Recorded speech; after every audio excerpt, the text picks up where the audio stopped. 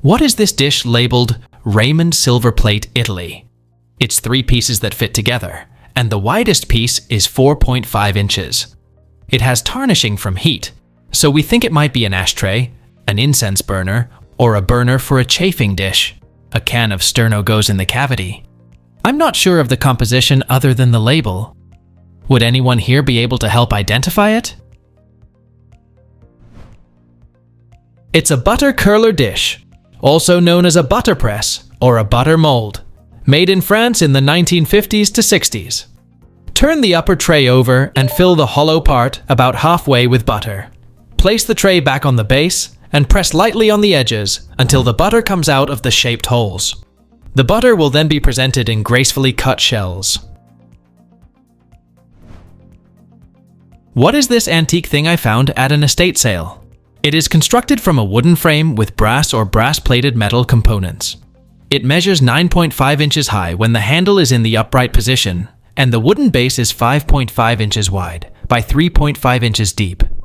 Help me out here, please.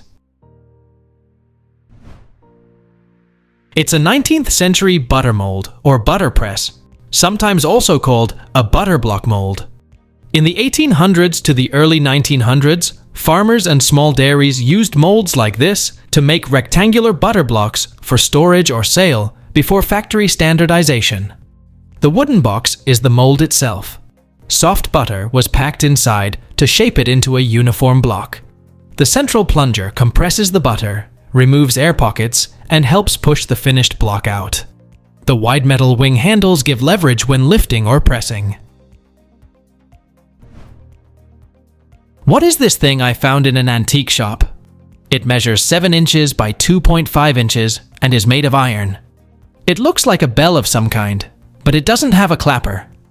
I'd love to find out what this is. It's been bugging me since I saw it. It's a 19th century ice cream scoop. It was patented on November 12, 1878 by William Cluel of Reading, Pennsylvania. The turnkey rotates the internal metal blade to release the ice cream.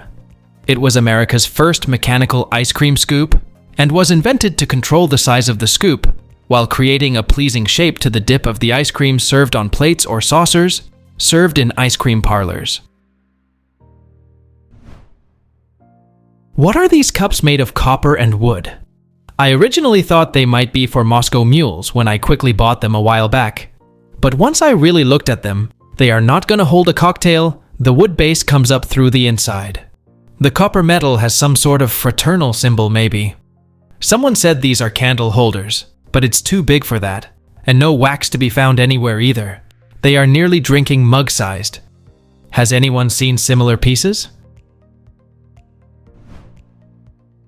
These are coffee grinders, missing some parts, made in Italy in the early 1900s. The cylindrical body is designed to collect the ground coffee, and the grinder fits into the upper part by means of 2 symmetrical pins. The hallmark is 3 crossed swords with the initials FB for the owner Fratelli Bertoldo. What is this flat plate resembling a music box wheel I found in my late father-in-law's toolbox? I have never seen anything like it before, and no one knows what it is or where it's from.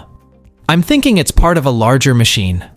A search by the numbers yielded no results. If anyone knows what it's been used for or has any other information on it, we are super curious.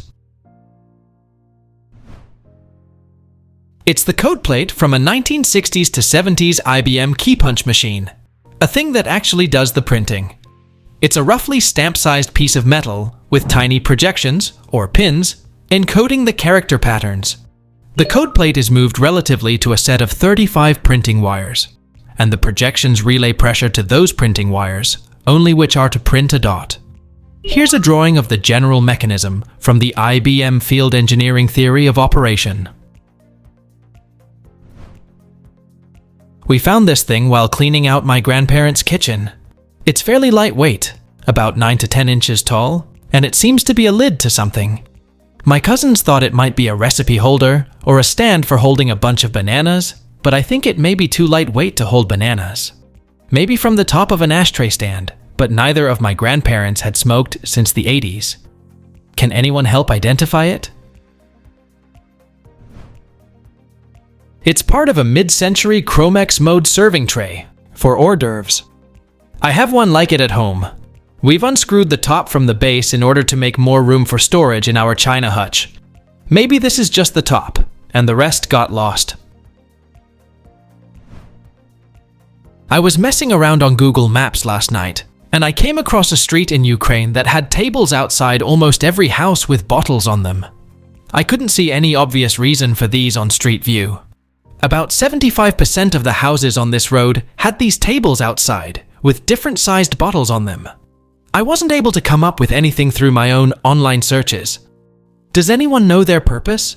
Is anybody from Ukraine able to shed some light? It may be a milk bottle. In Eastern Europe and in small villages, it is common to put produce outside your fence on the road for others to purchase, partly as a side business, partly as a courtesy to the fellows living around. And there is a tray or box to put the money. Like I have a cherry tree in my yard, and when it is ripe, I have a lot of cherries. I do not bother to bring some to the market, as the time spent is not worth it. Still, guys living next street would love to have some. So the bottle may be some spirits or fruit syrup that is homemade.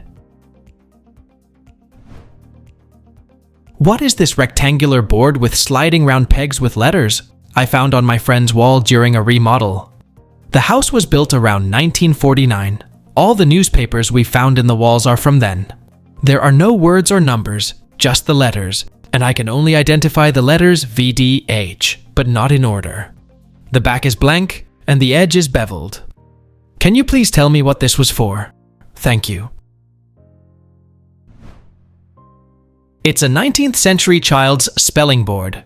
It was patented on February 16, 1886, by Alonzo F. Smith of Milwaukee, Wisconsin. You slide the letters around until you get to the one you want, so that you can spell a word in the middle. What are these silky tags that are frayed on the top and bottom, found in Ontario, Canada? My mom passed away, and we're slowly going through her things, and these were tucked into her childhood tea set. I think it must have been from my great-grandparents, and probably from the 50s or 60s, as the Canadian flag, not seen in the photos, still has the red ensign.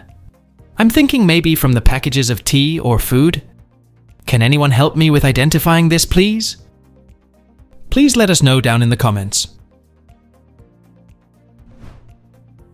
Thanks for watching. Let's make life fun.